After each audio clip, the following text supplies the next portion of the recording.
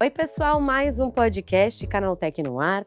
E você já percebeu o fato de que comprar está cada vez mais fácil? Mas entender tudo o que acontece por trás dessa facilidade nunca foi tão complexo. Algoritmos, inteligência artificial, dados, aplicativos, redes sociais, tudo isso influencia o que a gente consome, como consome e até quanto paga. No episódio de hoje, a gente vai falar sobre como a tecnologia está transformando o varejo e principalmente como isso impacta a nossa vida no dia a dia. Você também vai conferir. Inteligência artificial pode deixar computadores ainda mais caros, nova ameaça ao ChatGPT pode estar vindo da China e São Paulo acaba de ganhar mais 265 ônibus elétricos nas ruas. Eu sou a Fernanda Santos e esse é o podcast Canaltech. E para entrar no tema do episódio e entender esse cenário com mais profundidade, eu converso com o Thiago Furbino, fundador da TLMF, diretor de Growth da Biacom. O Thiago acompanha de perto as transformações do varejo no Brasil e no mundo, com foco em inovação, dados e estratégia, ajudando empresas a tomarem decisões mais inteligentes. Na nossa conversa, a gente falou sobre o que mudou nos últimos anos, o que vem pela frente, como a inteligência artificial está entrando nas lojas, o impacto disso no trabalho das pessoas e por que, no fim das contas, a tecnologia só faz sentido quando melhora a experiência humana. Thiago, então, primeiramente, muito bem-vindo ao podcast Canaltech. É um prazer ter você aqui com a gente. E eu já queria começar de uma forma provocativa para você. Se uma pessoa tivesse parado no tempo há 5 anos e voltasse hoje para consumir, para fazer uma compra, qual que seria a primeira coisa que chamaria a atenção dela? Aquele choque de tipo, meu Deus, o que está acontecendo? Quanto tempo eu dormi? Mas quando você fala de 5 anos, eu lembro que eu estava em Valinhos, fechado em casa com o Covid. A gente só podia ir no supermercado, né? Mas querendo ou não, se eu tivesse naquele tempo para agora, relembrando um pouco o passado e trazendo para o presente, eu acho que eu tenho algumas coisinhas que se eu pudesse falar, não só uma, né? Eu acho que, engraçado que tem muita coisa relacionada ao ambiente digital do varejo. Primeira coisa, né, a maneira que a gente faz compra hoje. A gente estava muito mais voltado para fazer compra presencial, né? E eu acho que um dos pontos mais importantes é a facilidade. Hoje, por exemplo, um aplicativo celular hoje já representa mais de 60% da participação de todas as compras do varejo. Então, a gente começa a pensar, compras, e eu penso muito em dispositivo antifraude. Antes, eu tomava muito problema no meu cartão de crédito, porque as pessoas, por algum motivo, meus dados apareciam ou tipo, saíam na internet e alguém fazia compra, ou então alguém mesmo, de fato, conseguia roubar meus dados em alguma compra online. Hoje, eu acredito, e assim, há muito tempo eu não sofro com um problema de insegurança, principalmente para os dispositivos de antifurtos dos bancos estão cada vez melhores, das empresas de cartões. E querendo ou não, né, Fernanda, a gente tem que falar do Pix. Há 5 anos atrás, o que era compra, né? A bancarização, a maneira que o Pix ajudou as pessoas que não tinham cartão de crédito, não tinham cartão de débito, às vezes tinham que fazer um pós-pago para ter um crédito, para ter um acesso a crédito no Brasil. Eu acho que o Pix também é uma das grandes invenções, né?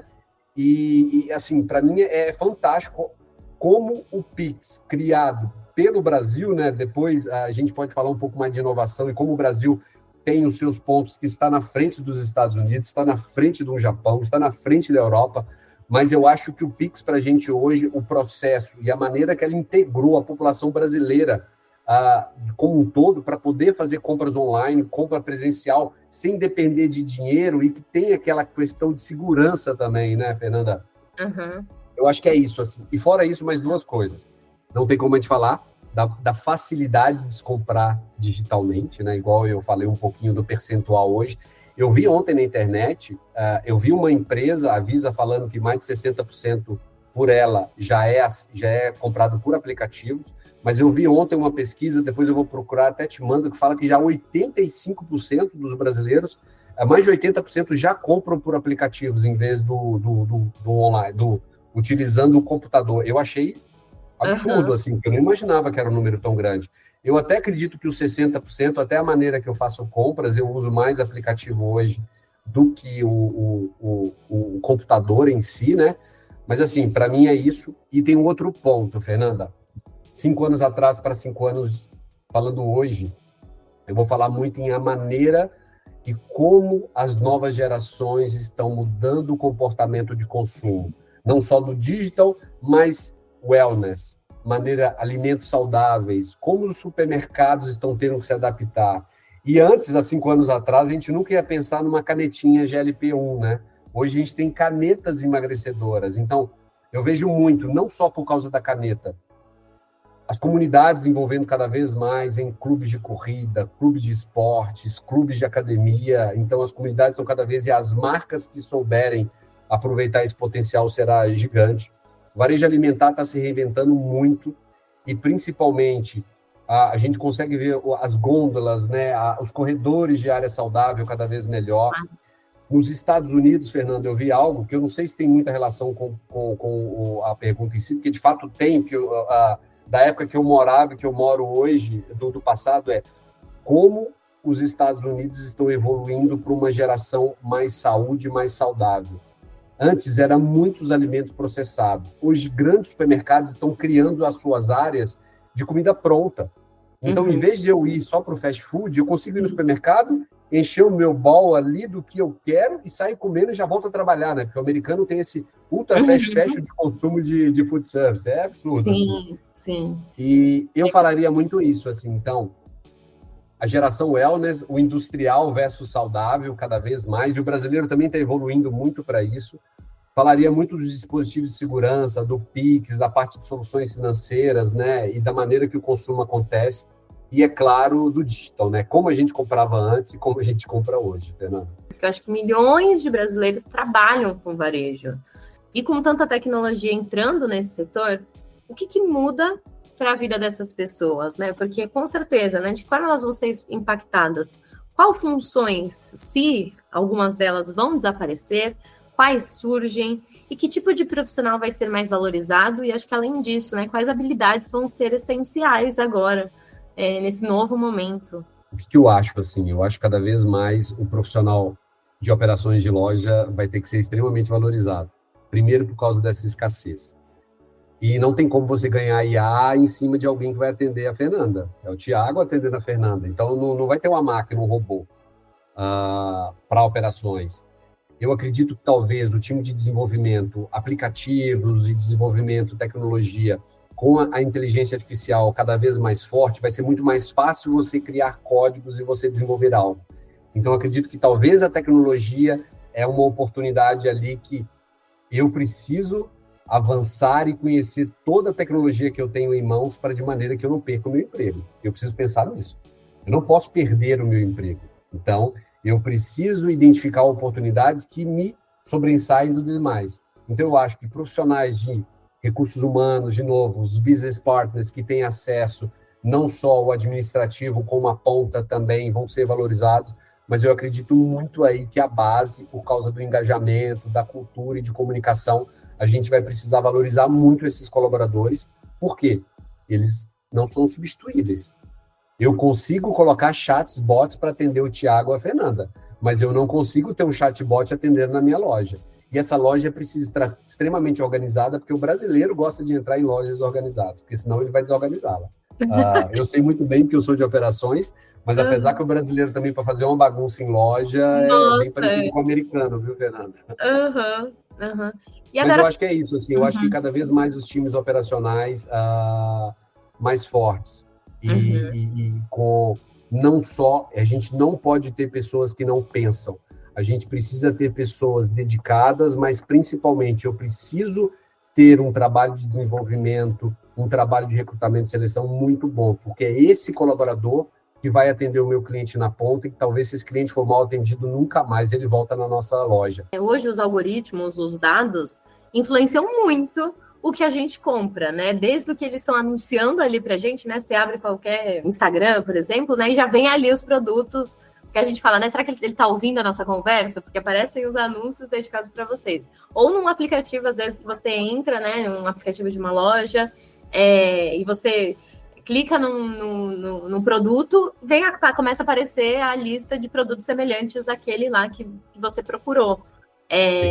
Até que ponto ainda somos nós que escolhemos o que a gente quer comprar e até que ponto a tecnologia decide por nós, né? Então, como que funciona essa bolha, né? Porque cada um tá vivendo uma bolha, né? Os produtos que aparecem para mim podem ser completamente diferentes do que aparece para você. E é absurdo, assim, eu estava conversando agora com a minha esposa, ela falou, eu falei que eu queria uma roupa de ginástica, o Instagram não para de me bombardear com produtos de ginástica o tempo todo, o tempo todo os algoritmos analisando o nosso comportamento de consumo, o que a gente gosta. Às vezes a gente clicou, acontece muito isso comigo, às vezes eu cliquei sem querer em uma página ou no streaming ali que estava passando para mim, alguém vendendo alguma coisa, do nada, eu entro num site e já aparece para mim o produto, a marca para me vender.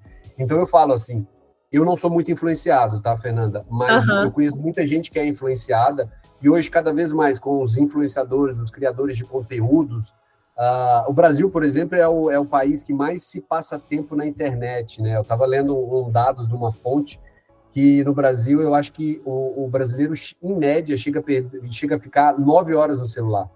Então é muito tempo. Então, olha o tempo, basicamente é mais do que 1/3 do seu dia a dia. Você tem 1/3 para dormir, para ter um relacionamento ali com a tua família, ou conversar com um amigo, ou estar na escola, mas você fica quase 9 horas logado. Mas é claro, né, Fernanda, aí está logado, está no meu aplicativo, que talvez está do trabalho, está do Instagram, mas o Brasil também ganha de mídia social como um país onde as pessoas passam mais tempo em mídia social. Sim. Ou seja, é muito fácil a gente ser influenciável por um live streaming. Por quê? Eu estou o tempo todo ali vendo a demonstração do produto, vendo o produto daquele marketplace. Olha, você quer comprar o produto do marketplace X? Está o tempo todo ali, você começa a entrar em um, em outro. Às vezes você nem quer o produto, mas você acaba... Você fica com esse desejo, né? E causa em você um negócio que eu preciso comprar e agora, né? Tem que ser... Nossa, isso ia ser muito bom na minha cozinha. Nossa, isso aqui para ajudar com meu filho ia ser, ó, no banheiro, então, o ralinho ali, não sei o quê. É tanta coisinha que você não imagina que eles criam, né? Principalmente da China. Eu tenho, por exemplo, só do TikTok Shop, Fernanda, em 2024, o TikTok já gerou no mundo todo 33 bilhões de dólares. Uau! É um número a responsabilidade do live shopping. Então a gente fala, né? Eu vim da China, então eu tenho esse dado um pouco na cabeça. Dos chineses, 1 bilhão e 200 milhões têm acesso à internet, dos quais 830 bilhões têm acesso a live streaming. Mas, hoje, 628 milhões de chineses já utilizam o live commerce para fazer compras. Olha o tamanho gigante de um país que hoje fatura mais de 13 trilhões de yuans aí, que vai dar 2 trilhões de dólares, desculpa, em varejo. E daí a gente representa que quase 30% da participação do e-commerce, do varejo, já vem do e-commerce. E dos quais 20% desses 27%, 30%, que é representado do digital, já é de live streaming. Nossa. É gigante essa possibilidade. Então, hoje a gente vê o Brasil aí, hoje o live commerce participa com menos de 1%, a China já participa com 20%, é gigante o percentual. Estados Unidos ainda está em 2%, tem uma possibilidade, e a Coreia já está em 6%. Então, você vê o tanto que é potencial esse social commerce, né, e impulsionando a venda para o consumidor final. Mas hoje a gente é bombardeado pelo YouTube, bombardeado pelo qualquer site que eu gosto de alguma coisa, ou se eu falei alguma coisa que eu vou viajar, Fernanda, começa a aparecer viagem para mim, aonde eu vou. Olha, queria ir no carnaval, começa a aparecer para mim os destinos cada vez mais procurados do Brasil. Então, eu acho que a gente está partindo para um momento cada vez mais digitalizado e, principalmente, né, todas as empresas hoje precisam ter o seu algoritmo, principalmente as primeiras empresas, para gerar resultado. E teve um dado importante que daí vem do Magalu, quando o Fred Trajano falou, que hoje ele gera mais resultados através a conversão do WhatsApp é quase 3 vezes maior. É um número absurdo. Tem um relacionamento ali com o meu cliente, cada vez mais eu vou ser influenciado. Olha, Tiago, tem 6 meses que você não compra, você não está precisando de uma camiseta, não? Uma polo? Você sempre comprou polo com a gente, a cada 6 meses você compra calçados com a gente, você não está precisando. Não, eu tenho essas opções. Então você começa a gerar um relacionamento, né? O que a gente fala ali, além de eu conhecer o algoritmo, é eu ter uma base forte para entender como que eu vou comunicar com o meu cliente. Porque Então a gente pensa, eu estou o tempo todo numa mídia social e fazendo scrolling. Eu estou vendo um vídeo ali na internet. Eu estou sendo bombardeado por notícias. Eu quero ir numa loja física, mas eu conheço o aplicativo dela online. Eu sou bombardeado pelo WhatsApp. Eu tenho um amigo que me fala bem de uma marca. Olha a quantidade de pontos de contato que as marcas hoje podem ter acesso ao Thiago e à Fernanda. É uma loucura. Sim. A gente é consumista, vai o salário todo, não vai ter mais reserva.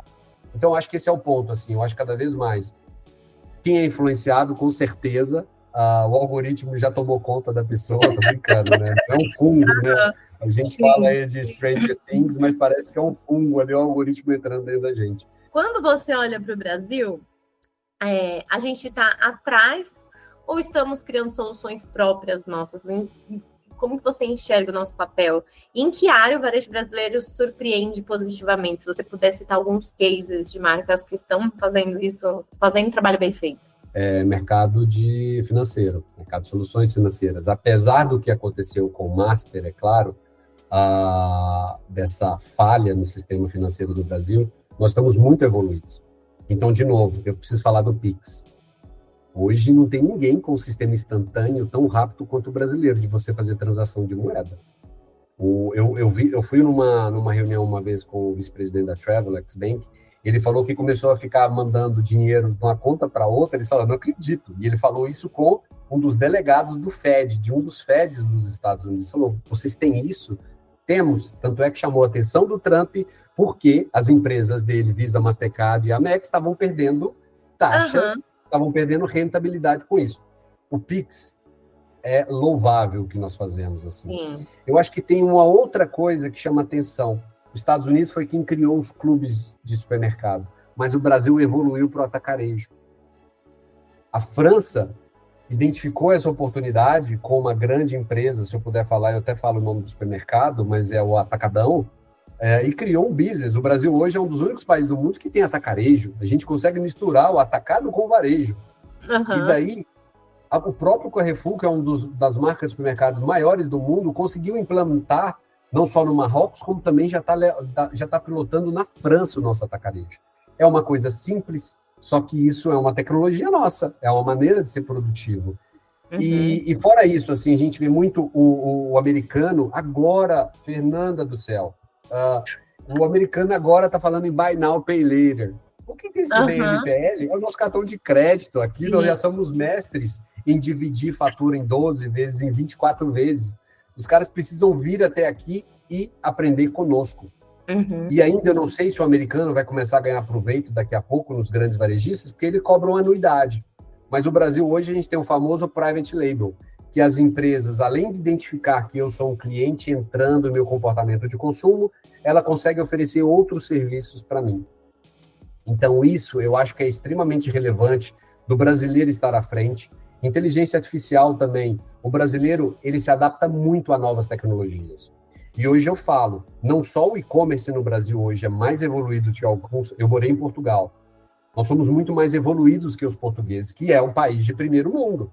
Está na Europa. Mas somos mais evoluídos do que eles nesse quesito. E o Brasil também, nós temos duas coisas importantes. Primeiro, nós temos energia abundante. Grandes empresas já estão vindo para a América do Sul por causa dos data centers.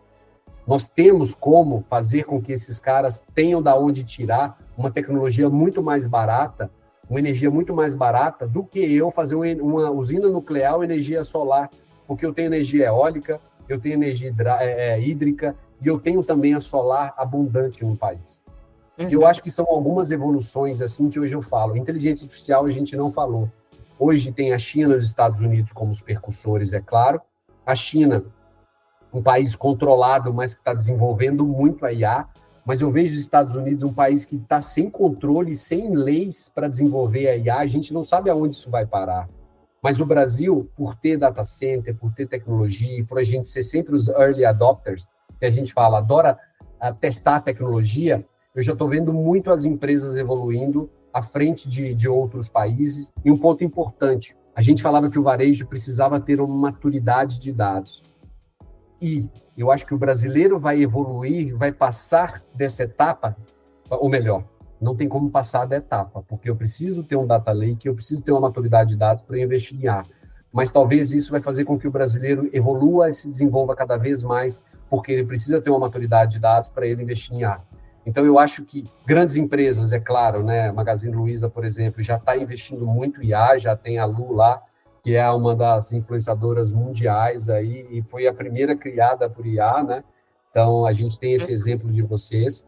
E cada vez mais o meu relacionamento com o cliente, que precisa ser hiperpersonalizado, relacionamento com cobrança, Fernanda. Sim. Então, cada vez mais a gente olha, de novo, né, voltando um pouco nessa demanda de soluções financeiras, um pouco no digital, que o Brasil está cada vez mais evoluído. É claro que a gente aí também precisa explorar cada vez mais o que a gente é bom. E sem essa síndrome de vira-lata, porque eu acho que no Brasil a gente desenvolve muita coisa, a gente tem gente muito boa, a gente só precisa de fato, né? E daí é um dos pontos que eu acho mais relevante. Nós precisamos de político e precisamos também dos grandes empresários que, de fato, envolvam e invistam e desenvolvam a nossa população. Porque a gente é muito bom em muita coisa e se tiver um desenvolvimento por trás, falar do porquê é bom investir em exatas, em tecnologia, principalmente para a geração alfa aí, que daqui a pouco está entrando na faculdade, e também a geração Z, né, claro, a gente precisa muito de tecnologia, a gente precisa muito de pessoas que estejam aptas para serem exatas, assim. Eu acho que aí a gente vai virar o país do futuro, é claro que em muita coisa a gente é muito bom, Fernanda. Tiago, muito obrigada por essa conversa, pela conversa, pelas reflexões, por compartilhar tanta experiência com a gente. Eu tenho certeza que quem está ouvindo vai olhar para o varejo de uma forma diferente e até para as próprias escolhas de consumo de uma forma diferente. Fica o convite para você voltar para a gente conversar mais, porque tem muito assunto. Obrigado, Fernanda. Eu gostei bastante da conversa. São perguntas que fazem a gente pensar e de fato, a gente tem que estar preparado, assim, porque eu acho que cada vez mais nós precisamos ter um time de inovação, um time que esteja atualizado no nosso dia a dia, no varejo principalmente, um time ali entendendo o que tem de novo. Mas não adianta eu entender o que tem de novo e falar, eu não posso pagar. Então, são as decisões que a gente precisa entender aonde e o que eu consigo aplicar na minha empresa. Mas eu acho que um dos pontos mais importantes que eu vi algumas pessoas falando, mas não tem como investir em experiência, porque o meu cliente só quer saber se eu tenho um produto bom e o produto que ele quer encontrar. Não, tem sim. Eu já vi muita gente mudando a opção da tua marca porque foi maltratado, porque não teve uma experiência boa. Então, eu acho que o cliente quer preço, claro, o cliente quer promoção, claro, ele quer o produto, claro. Mas se ele não for maltratado, se ele for maltratado, nunca mais ele volta na marca. Então, não adianta eu querer investir em tecnologia se eu não medir o ROI, mas também não adianta eu querer só investir em tecnologia e esquecer as pessoas que estão aqui com a gente. A gente precisa de grandes experiências, mas antes de tudo, a gente precisa de pessoas conosco. E vamos agora para o Giro de Notícias. A memória RAM pode ficar muito mais cara nos próximos anos. Um relatório do setor aponta que os preços podem subir até 50% a cada trimestre, impactando diretamente o custo de computadores, notebooks e outros eletrônicos. O principal motivo é a explosão da demanda por inteligência artificial. Fabricantes estão direcionando a produção para chips usados em data centers e sistemas de IA, reduzindo a oferta de memórias tradicionais. A expectativa do mercado é que essa pressão continue por vários anos, com uma queda mais consistente nos preços, acontecendo apenas a partir de 2028. A corrida da IA já está influenciando até o valor dos componentes que usamos no dia a dia. E uma nova inteligência artificial chinesa está chamando a atenção do mercado após superar o ChatGPT em alguns testes de desempenho. Mas o que realmente preocupa os concorrentes não é apenas a qualidade do modelo, e sim o custo. Segundo informações, a tecnologia consegue entregar resultados competitivos consumindo muito menos recursos computacionais. Isso pode tornar a operação da IA mais barata e acessível para empresas em larga escala. O avanço reforça o crescimento da China na corrida global pela inteligência artificial e aumenta a pressão sobre gigantes como OpenAI, Google, Meta e Anthropic. A BYD reforçou sua presença em São Paulo com a entrega de 265 novos ônibus elétricos para o transporte público da cidade. A iniciativa faz parte dos esforços para acelerar a eletrificação da frota e reduzir a emissão de poluentes na capital paulista. Além de não emitirem gases poluentes durante a operação, os veículos também ajudam a diminuir o ruído nas ruas. Com a nova entrega, a BYD amplia sua liderança no setor e fortalece sua participação na transformação da mobilidade urbana brasileira. O movimento mostra como os ônibus elétricos estão ganhando espaço na busca por cidades mais limpas e sustentáveis.